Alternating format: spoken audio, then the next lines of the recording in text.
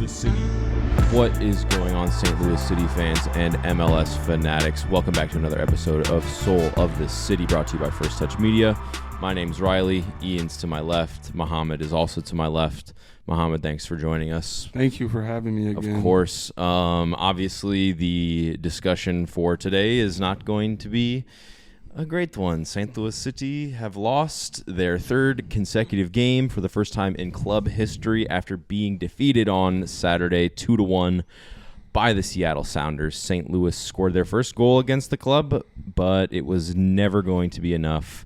St. Louis, outside of the scoreline, as Bradley Carnell generously pointed out in the post-game press conference, St. Louis dominated this game. It's a tale that we've seen many times this season where we're out shooting our opponent. Out XGing. And the players just can't put the ball in the back of the net. It is a classic. You can't spell St. Louis without the L nowadays. Okay. You're sounding like a Twitter goblin right now. I am a Twitter goblin. I'd like to point out that I didn't get a thank you. Muhammad gets one. That's pretty fucked up. You're here week after week. What are we doing, man? What is going on at this club? Can we do anything to solve this with our current players? Like, we can talk about it later on. We went out and we made some signings that we're not going to be able to see for a while, it seems. But what's the short-term resolution of this? Do we just drop all the first-team players and like throw out the youngsters? I know that we've got a lot of City 2 enjoyers in our friend group that are somewhat impressed with some of the talents that are being shown down there. I don't know. We can start off by taking a look at the lineup as per usual. Yeah, it's the Carnell Classic. We start off with the Totland right back, Parker, Nielsen, Hebert at left back, no Marcanic, no Dewar. And then the first time we ever get to see the Blom-Durkin double pivot with Alm, Vasilev, and Celio Pompeu in front of them, and then Klaus starting alone up top. And I was honestly really excited when I saw this lineup, other than probably Hebert. I think that's the only player I would kind of push out for. I know we don't love Marcanic or Dewar on this pod, but I think they're both more serviceable than Hebert at times going forward. What did you guys think when you saw this one? The lineup, I thought it was okay. I don't really like the Durkin Blum personally because I don't think they're creative enough to play with each other. They're the same profile player, so that they do the exact same thing. I don't think we need two of them. I think, especially since we're struggling to score, we need more creative players to open up like spaces and actually, get the ball and trying to do something with it instead of just holding on possession and figuring out something to do. Yeah, it sounded like Tomáš Ostrak was a game time decision, picked up a knock in training the day before the game, and Jabulo Blom was his replacement. So I think we would have assumed that Ostrak would have been starting over Blom in this case. But, I mean, in my perspective, man, I miss watching Jabulo Blom play ball. Agreed. I really did feel like he kind of outshone Durkin just in his ability to possess, pick out good passes, and I mean, they're both pretty confident on the ball, but I really do enjoy. I'm a Blom enjoyer, and I felt like in this game he showed why he deserves to be in the first team and starting for the first team. Yeah, I think Blom is clear of Durkin. Yeah, well, I'll pick him any day of the week instead of Durkin. Statistically, I think that those numbers don't really fall into your guys' favor because I think Durkin was better defensively on the night. He had 3 interceptions and 5 recoveries, whereas Blom had 1 interception and 1 recovery, and each of them had 1 successful tackle on the evening. So Durkin was better in on the defensive side of the game, and I think if I miss Blom, and I think that people have forgotten how good he is, but I think it is kind of a pretty good battle there in the middle to get that spot. I think just watching them play, yes, they do kind of play the same role, but Blom is a bit more, I don't want to say casual, but he moves a bit slower than I think Durkin covers quite a bit more ground than Blom, and I think it shows in a lot of their play. I just think on the ball, I like watching Blom pretty consistently, but obviously in this match, we were lacking some finishing, and I know you alluded to City 2 and some of our up and coming talent, specifically probably in the striker position. Yeah. But in this game, I wasn't that unhappy with Klaus's performance. He hit the woodwork on what would have been a wonder finish from him. Near the end of the game. He had 5 shots, yeah, and I didn't feel like he had a bad performance. I think some of our midfield players squandered some opportunities, which we'll get to, but squandered opportunities trying to play him in and get him a good chance. Yeah, I just think we lack, like, you can't always say a striker has a bad performance if they don't score. Yeah. But that is their job. So the more games that we continue to see where he looks dangerous but isn't coming up with the final product, you kind of have to take a look at that. And then I think the bigger issue that kind of we have to resolve is that we have no scoring prowess from the midfield in basically any way. Like, if Celio isn't cutting in off the left-hand side onto his right foot and banging it into the far corner, I don't see any of our midfielders scoring any goals ever.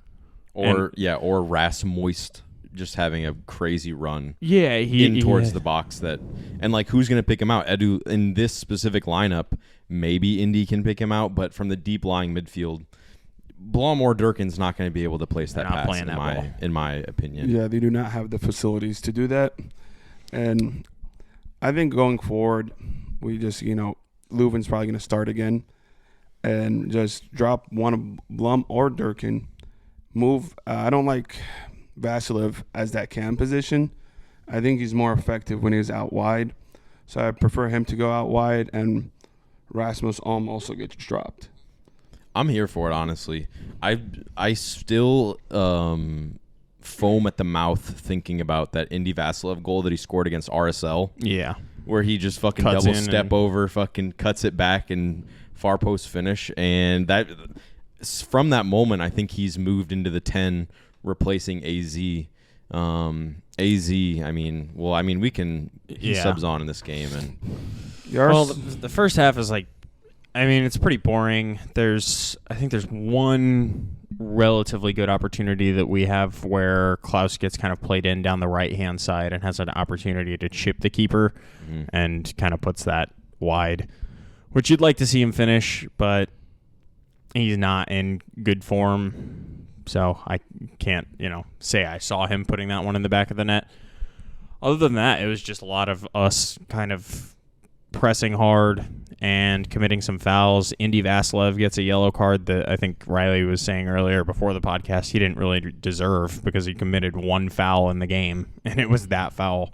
I think it was for consistent infringement where the ref had, warned the team as a whole that we had been committing too many fouls and decided that Indy was the one that was going to get it, and then Jabulo Blom gets one as well in the 39th minute before halftime. But there's not a whole lot to write home about. I was thoroughly bored and snoozed in the first half of this one. Yeah, I had the Cardinals game up too, so it's just more entertaining to look at that because there wasn't. And that's crazy. And I don't really like baseball particularly, but it was a very boring half. It seemed like a bunch of.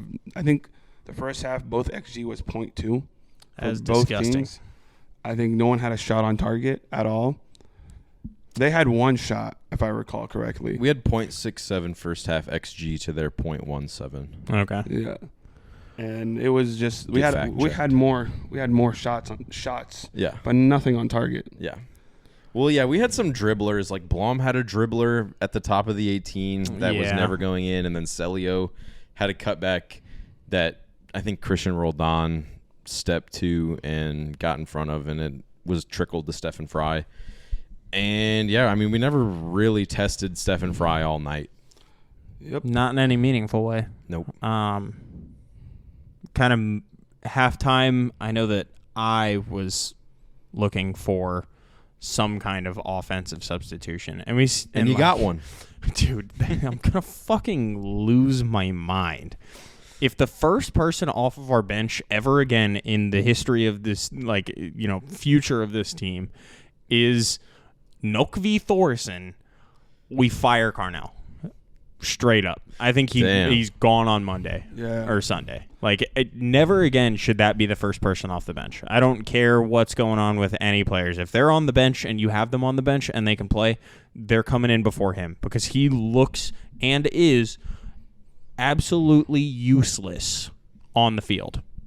Yeah, I just think he's washed at 24. So I don't think you can't be washed if you were never that good, and he was never good for us. Like, that's true. I understand how they may want to get him more involved with the team, but like, I don't know what he's doing in training to be the first man off the bench.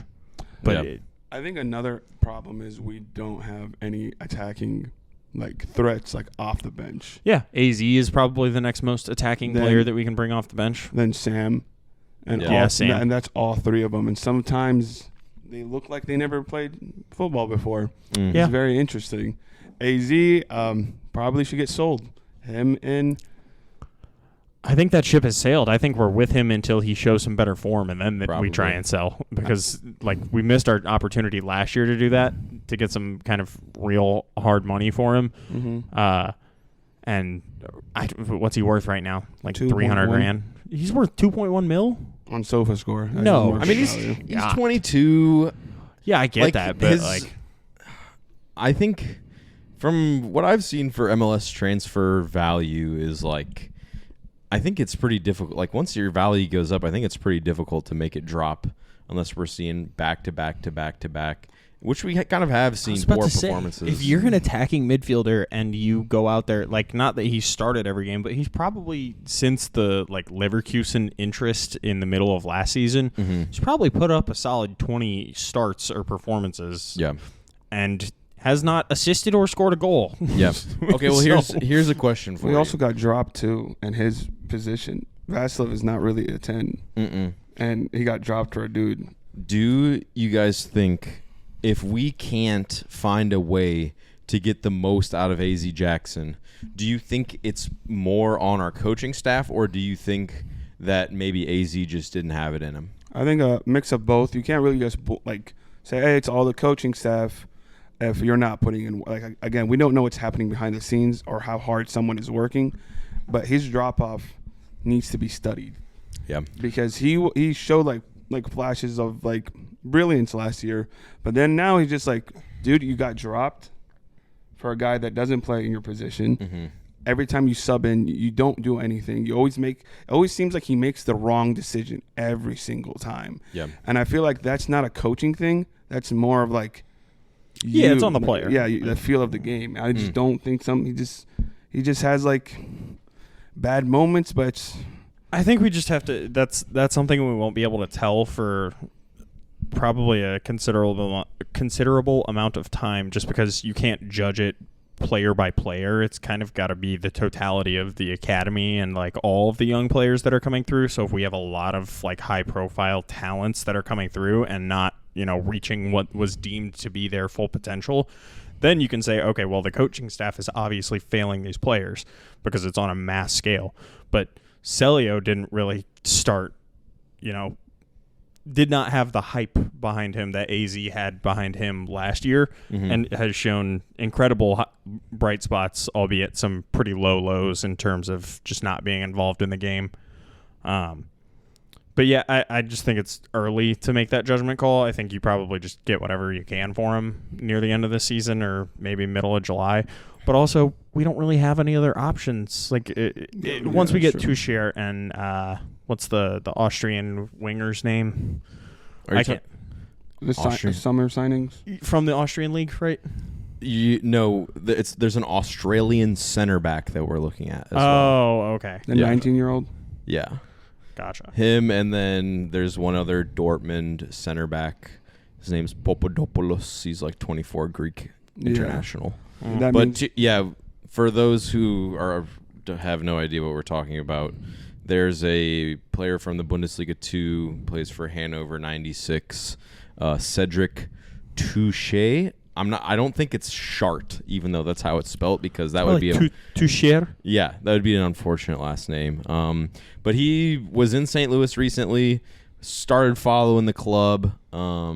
on Instagram, and basically we think that it's a done deal pretty much that he's going to be joining us in the summer. Yeah. Plays like basically we're anticipating him being a Gioacchini replacement. Yeah.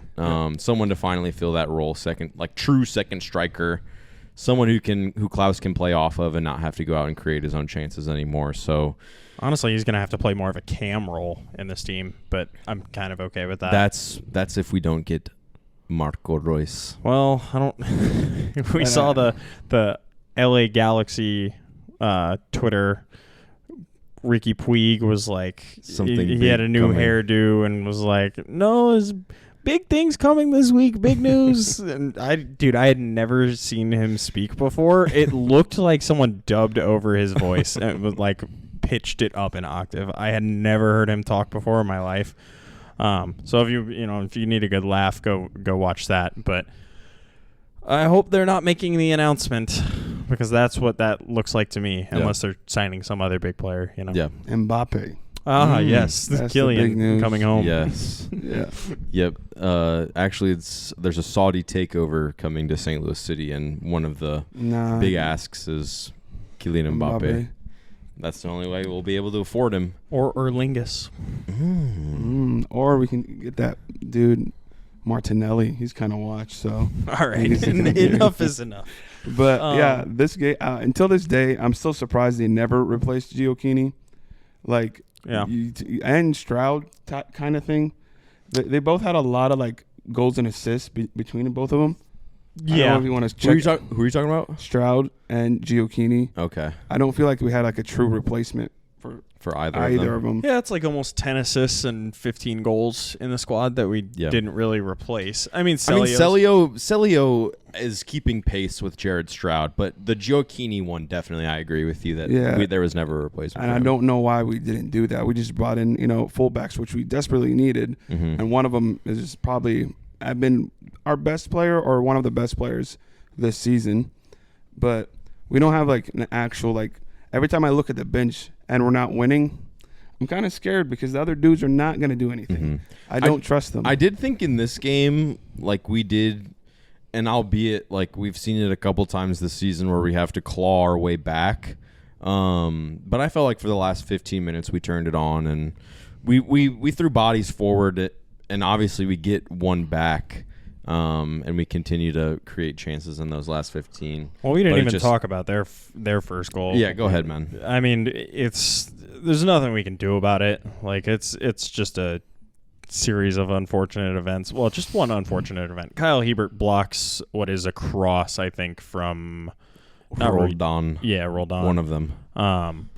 And just hits the nastiest chip over Berkey's head, and it floats into the back of the net, and then we're down 1-0. And then last week on the podcast, we were talking about Seattle very briefly, and the only thing I said was, don't let this man score. And Jordan Morris decided to get in on the action and put two past us. So that's when we kind of finally turned it on, which why can't we bring on Leuven earlier? That would be my first commentary on the second half, is that, like, Nokvi is our first sub, not the best player on our team from last season. That doesn't make any sense to me. And then why can't we play like that for 90 minutes? Like, I get that we have to because we're losing at home, but we could have scored more goals in that game if we got bodies forward. Yeah.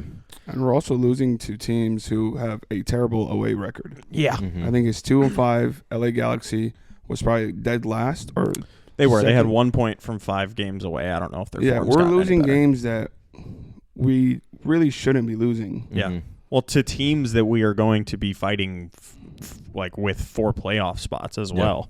Because now we're not even in the playoffs. Seattle has now jumped us in that. And unfortunately, next week is another L. Well, we'll get to that. Yeah, we'll Let's get there. let's cook on this game a little bit more. I did feel like once Edu Leuven came on, it was obvious that the best player on our team stepped onto the pitch, garnered a huge ovation from the crowd, and instant impact gets an assist to Totland in this one. Yep. I mean, we miss him badly.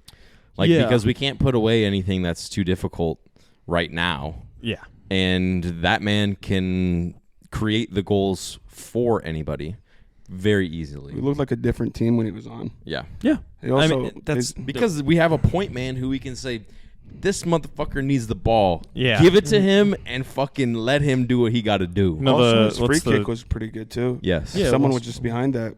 Nielsen was there, but he just fucking didn't get anything on it. Yeah. Yeah. You Someone was know there. the kicking and screaming. Mhm. Pass it to the Italians. Yes. Pass it to the Germans. Pass it to the German. Give it to my boy Edu Leuven. Give it to our best player. Yeah. Send him in first, please. I will say, I don't know when he's going to start starting. Mm-hmm. And with his wife's medical situation, I don't know if he's like gonna be a mainstay in the team because obviously if like things get worse, he's leaving. Yeah. And that's absolutely totally what you need to do. But if he comes back in the team and we're playing well and then he has to leave at the end of the season or something like that when it comes playoff time, We're just fucked. we're back to not having any creativity in the squad or anybody that can pick out a ball in the final third. And that worries me a little bit. I know that's like a very kind of macro look at the season and not really something we should be worried about. We should just be happy that he's coming back into the squad because we do look like an infinitely better team when he's playing. And I am happy about that. Something else I think that needs to be discussed. What's going on with Sam Adeniran? Why is he not touching the field? Yeah, I was going to ask if, and I mean, obviously he's also in a pretty poor rut of form. Do you really feel like in this game he comes on and, because like, once we bring on Edu, once we bring on, who was our other substitution that we made? AZ. Oh yeah, and AZ. Do you really feel like how we're playing from that moment on is like He's just a big fitting body, for man. Adeniran? I know, I but think it's like fitting for him, especially he's pretty fast He's and giant. against tired legs. That would have probably made a difference better than fucking Nofke coming in. I just mean like how we were playing in that second half. Obviously, we were just trying to possess in their our attacking third. Yeah. Like, is Sam going to be able? Like, I don't think we sub out Klaus when we're playing like that because that man can hold up play and can keep the ball. Whereas Adeniran, I don't know that he's going to be able to continue any meaningful possession or play any decent balls in. Yeah, but I think if we have Leuven on the field and he's kind of standing out there on that left-hand side playing in those in-swinging crosses, I want my 6'4" striker out there, even though we already have a 6'3" striker out there. Like, I don't think that, like, we need goals, man. Just pull, like, Hebert's got to go. Like, somebody come off the field. Let's put the big I know. big And boys Carnell, I saw it on Twitter that a lot of people, like, some people were disappointed in. I think it was actually Matt Baker who was like, he was surprised by how many people were upset that Hebert got the start in this one with Marcanic coming back from suspension. And like, for me, it's all about the offensive threat. It's not just the defense, but it's the offense. And Kyle Hebert just can't get it done on the offensive end. Realistically, they may not score a goal in this game if they don't get a lucky chip, and then we are like panicked in the next like 5 minutes of the game and feel the need to try and push forward so far that Jordan Morris gets slipped behind by like with one through ball. Like, I don't know. This game looks very different if they don't score one of the luckiest goals we've seen against us all season. We looked good defensively. The issues here are all attacking, in my opinion. Yep. Like, we cannot find the back of the net at all. We could put this game away in the first half and just cruise to a victory, like, very easily. This team is not that good. Yeah, they fucking didn't do anything, man. It was and just 2 moments of fucking. They had one shot on target and had 2 goals. Like, we should not, like, it's hard to, like, say that the defense did something wrong there, in my opinion. But yeah, I mean, we need to get both of our strikers in good goal scoring form, because as much as we may want to, put games to bed in the first half, most of these games end up being close because all the teams are pretty on par. It's pretty chaotic. Yeah, and And last year, the difference maker in a lot of games was Sam coming on in the second half, like kind of, laid on against fresh legs and just bombing it to the corner and him cutting inside and scoring a goal. Mm-hmm. And we just see him in such terrible form. I don't know what kind of training he's been doing in terms of in the time that he took away from the team. I don't really know what that's done to him and in the locker room, because I don't know what it was about, and I hope that at some point we learn what it was about. Mm-hmm. But he's fallen off dramatically. Not that Klaus has been that much better, but we need them to score goals, and those are the guys that are going to do it for us. Yep. We need to figure out. I think he has a problem with Carnell, maybe, or Carnell does not like him, something like that. Because why wouldn't you sub him in? We're down 2 goals. Yeah, Why wouldn't you sub in another attacking threat? Take off Durkin. Let's have more attacking options. Dude, Hebert plays the 90 minutes in this. That doesn't make any sense to me. He offers nothing in attack. So, we don't need 3 center backs on the pitch.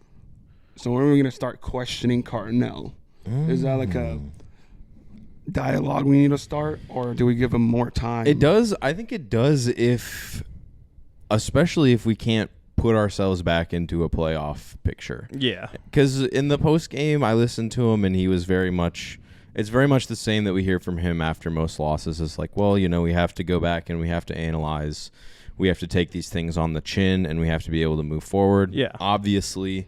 But until now we're sliding. This is a slide. And we have to go to Miami to face the best team in MLS.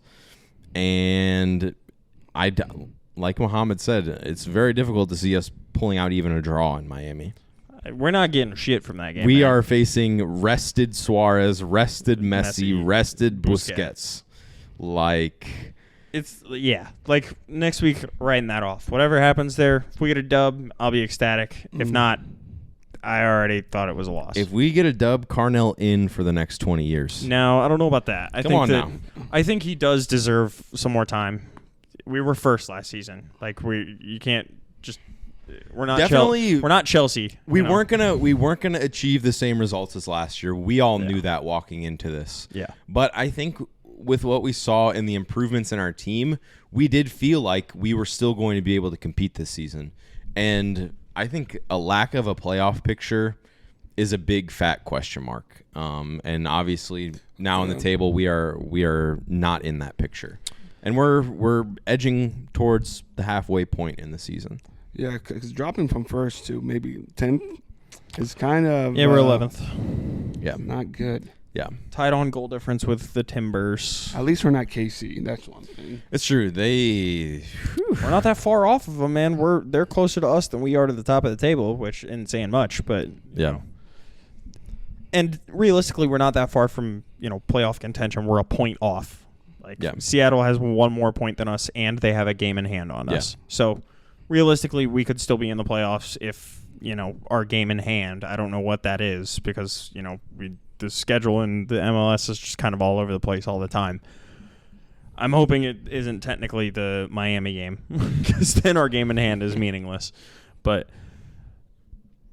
we can definitely scrape back into the playoffs, and I think we could definitely find some better form once Leuven comes back into the team and... we can kind of play our best player where he wants to play and kind of formulate the team around him the way that we had it last year, where he was just serving it up on a platter. It's true. And I feel like the midfield, just in general, is kind of missing the star, a leader, someone who has an expectation. And I know last season we were kind of critical of Leuven's leadership ability because he was one to be quick to complain, yada, yada, yada. I still feel like when he's on the field, people play to a better expectation than when he's not on the field. Yeah, I agree. I mean, the reasons why we criticize him is because he's far and away the best player that we have on our team. And when things don't go the way that he foresees them going, when he plays a pass and someone takes a bad touch, or when someone's out of position and something happens, he's just kind of a throw his hands up in the air merchant and gets angry rather than trying to hold people accountable for what they've done. Right. So that's why, we were talking about leaders. I think that like Indy and Tim are more vocal, kind of get on someone's back when they're not doing what they're supposed to be doing. But yeah, I think that when Leuven's on the field, everyone plays better because, you're raising the floor of the team by, tenfold because he's just so impactful. But I guess, where do you guys see him slotting into the midfield? Because I think Ostrak, according to Carnell, would have been a starter in this one had he not gotten a knock. Oh. So I think that Durkin or Blom falls to the bench. Yeah, Vasilev goes. And Vasilev goes? So you think Probably. that Ostrak plays the cam spot, the kind of forward-most, or do you think Leuven plays that? I think Leuven prefers the 8. I think he's on record saying that. Yeah. That he's more comfortable playing an 8 position. Vasilev probably will go out wide to the right. Alm drops to the bench and then Ostrak at cam. Ostrak I'm a little worried about that. I feel like the reason why we've seen this resurgence in Ostrak and his ability is because he's able to pick the ball up with so much more time on his hands and kind of pick his head up. When he's played in the kind of tighter position cam role, he gets the ball and doesn't know what to do with it and just dribbles into people. And that's what we saw throughout his whole first season was just him kind of running into people. I'd love to give him the benefit of the doubt and say, you know what, man, you stepped it up. Let's see if you can do it. We just need to try something out. At this point, nothing's working. We're losing games. We're not scoring goals. And I honestly think the season's wraps, but that's me. You think it's wraps? Yeah. It's already over. Because we're losing to teams that we shouldn't lose to. And if we were losing like Cincinnati was fine. Yeah, they're a really good team. Well, one of the best Cincinnati, teams. we played our second team. Yeah, so that was fine. But like losing to LAFC and Nah, Seattle, bro, LAFC is a good team. No, you are but tripping. I'm talking, They are, but I just think with where their form was, they were beatable. They're a good team. Don't get me wrong, but the thing is, it's like all right, they since have won a game away from home, other than the one that they won against because us. we started them. Oh, we started them. We gave them the confidence to do this stuff. It's now. true. Okay. You see, like coming in, they're like low on confidence, and they still beat us. I That's the agree. We problem. should not have lost that game. I think there was a series of unfortunate events that led off with our striker not being able to score a penalty in that one that kind of led to that poor result. But I think they're a lot better squad than we are. I would take a lot of their players in our team, and I don't want to just I agree. Shit on us because we lost to a good team. No, I think they're a good team, but like looking at it, we're coming off a huge win. We scored a lot of goals against the worst team in the league. Yeah, but we're coming in here. We have all of our confidence. Their confidence is low. They're not winning away games. They're struggling, and we just we should probably win that game. I agree with Muhammad. I know they're a good team, but at that moment, they weren't playing well to their standards. Mm-hmm. We should have beat them. I just think it was a couple moments of brilliance from the best player on the pitch. I do have to start thinking of some of these top of the Western Conference matchups that we've had. Like LAFC never scored a goal against them. Yeah. St. Louis. Seattle, we just scored our first goal against them. Well, they're this weekend. 9th place this year, but they were good last year. RSL, if we ignore the 4-1 win that we had in our crazy historic start to the season, we've only scored 1 goal against them. Yeah. And it's you have to look at how we play against the top of the West because these are the teams that are probably the most important to beat. LA Galaxy 3-3 draw. It's true. Yeah. It's not all, Austin's up there. And that was away, and fifth. the LA Galaxy one, that was away from home. Yeah. I think Austin are just not very. I don't think so either, but they're getting results, and true. we can't even say that right now. So. Yep. Yeah, I can't argue that. Yeah, but we owned them, so it don't matter. It's true. We do, in fact, Dude, the own Austin Kroenke Coloradans are in front of us in the table right now. Do you know how that makes me feel? Bad. Yeah, but you're an Arsenal fan, so you can't so really you claim love that. Kroenke. Oh, okay. Also, I saw a stat the other day that made me very sad. Out of our last 26 matches, we won 6. Yep. Yeah, that was the end of the season last year, and it's continued into this season. As we've had a couple of good games where we scored some goals this season, and if we don't put 3 past the other team, we're not getting a dub. Do you know what's crazy? It seems like they're right about us. If you think about back to last season, and I'm going to go double check this, but I felt like our form really dipped when Gioacchini stopped playing. Well, to be fair, Joa really dipped before he stopped playing. He was not playing very well, if I remember correctly. He just wasn't getting goals. Like I remember one of the last goals he kind of scored was that Nashville, like where he like bundled it into the back of the net and it counted as a goal for him. But it was basically just like the ball was going to go in and he just happened to be there to put it past the goal line. But I mean, yeah, we're missing. Yeah. Our third or fourth most prolific attacker from last season. Like he had 10 goals. Klaus had 10 goals. He had some assists. He played for, larger stretches of last season as a, more, consistent starter in the team. And then we're also just missing. Everyone's like, no one can put the ball in the back of the net, man. That's what I'm going to come on here and say every week until we just start doing it consistently, because Klaus can't score. Sam comes in, does basically nothing. Also, I was doing propaganda. He did play all the way up until the playoffs. Okay, and then he didn't start at all in the playoffs, which I felt like he probably should have still. But we here don't we talk are about the playoffs anymore. Well, shout out Joa. He got his BMW wrapped with some All for City on the inside of the door. It's actually for sale. That car is? Yeah. Oh, really? Yeah. Damn, maybe I need to buy it. Damn, you got the funds for that, bro? Nah, bro. I Give do me some not money. have the facilities for that big money. Yeah, you guys got anything else on Seattle? Let's just fucking start scoring, man. I think we should show some resilience and just stand by our team, and just try to hype them up, I guess, so they can start scoring goals. Yeah. I think the form comes and goes. Talent is forever. Class is permanent. Yeah, class is permanent. Like it'll come back. You see, the problem is like I don't really know how good these players are. I Are think they Klaus just, is pretty class. I think Adeniran has like one of the sweetest left feet I've seen in the MLS. Like he's got a crazy shot on him, and at some point they will start falling. I do. Marlon will give me hate for this, but I agree. I think Klaus is class. No, he's. And really I think he's just unlucky right now. I think he's not hitting the back of the net. If he scores that fucking one that he bounced off the far post to tie the game in this one, we're still in love with him and nobody's questioning him at all.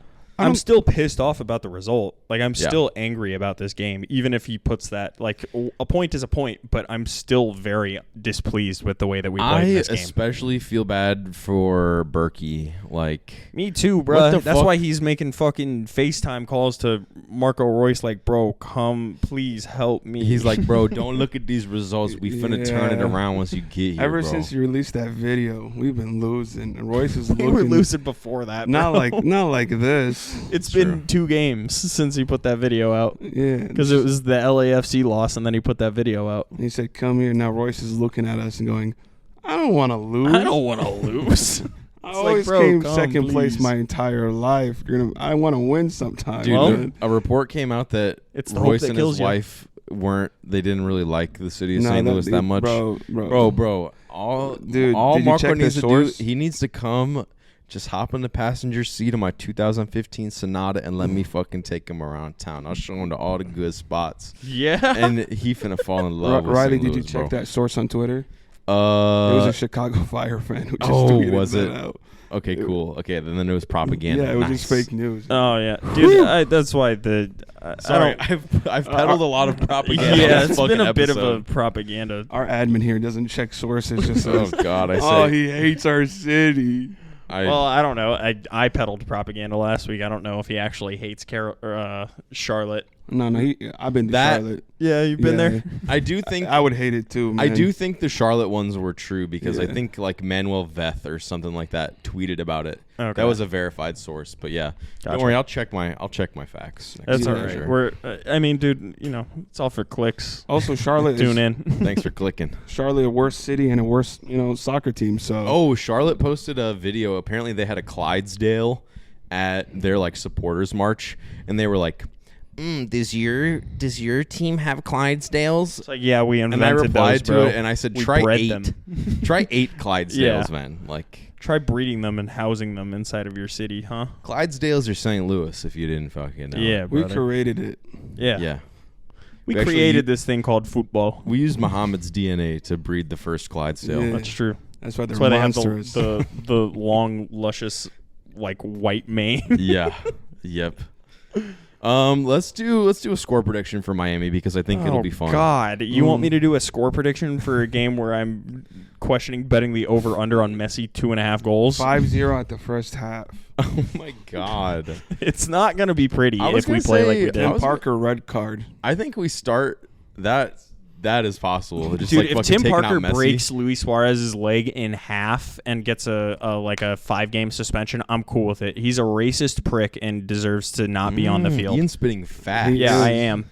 That dude should not be on that team, first of all. Like, Inter Miami has Messi, Busquets, Suarez, and Jordi Alba. Salary cap my ass. And about to have Di Maria. yeah, and about to have Di Maria. Like, this is... And Dybala too. Oh, my God. Just get the whole Argentinian national team. Let's get Enzo Fernandez, $120 million. Then- Throw him in the squad. Like, it's... I think this is so sickening. I know certain players have taken considerable pay cuts. Jordi Alba in particular. Bro, is they like- shouldn't be allowed to take pay cuts like that. Bro, this Yeah. is like That should not be legal. Oh, yeah, I want to go play with I'm both not gonna my lie, friends. if It's got to be tampering. if this Yes, was any bro. other league and like let's say like the Premier League and they paid like CBS pays Holland's half of his salary, they'd be like, hey guys, this is not a serious league at the moment. Like, Yeah. we're just for views. That's it. We don't care about competition. I mean, that's the problem, is it's not serious, because Yeah, I know. we all know what's going to happen at the end of the season. yeah.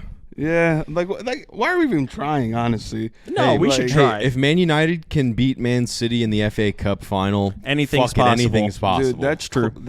But the thing is this is not going to be a one-off game. Any given Sunday. Yeah, it actually is. That's the best part I'm about the talking MLS like Cup final. up until the playoffs. Oh, yeah. Mhm. Yeah, they're gonna have multiple chances to score. Right, but, you know, Whatever. if LAFC or Minnesota or RSL are up against Inter Miami in the final, today I am RSL fan. I am fan of anyone going against that shit That's club. true. Also, That Pessi conglomerate. in the final favoritism.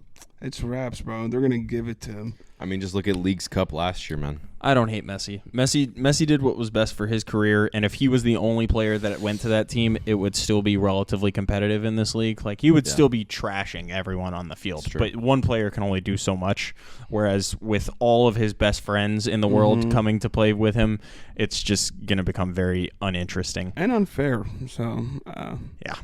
I mean, Score prediction 4-1. I was them. gonna say 4-2. Miami do be kind of leaky sometimes. They do. 6-0. And I'd love to see us fucking score some goals. 6-0. We're not gonna. Bro, we're struggling to score goals. We are not. Nah, if, we'll get one. if Leuven starts, I'll give us 2. If he doesn't, give me 0. I think my Brazilian Pookie Celio Pompeo is going to show Messi levels and cut in on from that left-hand side and just bang one top 90. it's true. And- Brazil, our big Brazilians versus Argentina. yeah, it is like a South American matchup on the a bit, pitch. just a bit, because we only have 2 and they have like 10. Yeah, they do have like 15. You know what? We're gonna beat them actually now. Oh, okay. I don't know Klaus about all hat that. trick. This time I won't bet on St. Louis City because every time I do, They lose. I made that mistake this weekend. Just don't bet, bro. Put it into a savings account so that your child one day yeah. can go But to if college. but if it's a Fuck lock, them kids. if it's a lock and you make it big, you don't need to. I can retire tomorrow. Think about Yeah, it. bro. If it's a lock, come on, man. Yeah. Hey, a lock's a lock. Anything else, boys? Call it, man. All right. Thank you all for tuning in to another episode of St. Louis City. Make sure you like, comment, subscribe. Thanks for tuning into this episode of St. Louis City. Thank you for tuning in, guys. Great outro. Thank you. Killer. Soul of the city. Yes. Make sure you like, comment, subscribe. Let us know how many Messi's going to put past us next week. Peace. Thank you for watching this episode of Soul of the City, brought to you by First Touch Media and Anchor FM. Make sure to check us out on YouTube at First Touch Media, and all of our socials are at First Touch 314. Thank you for watching.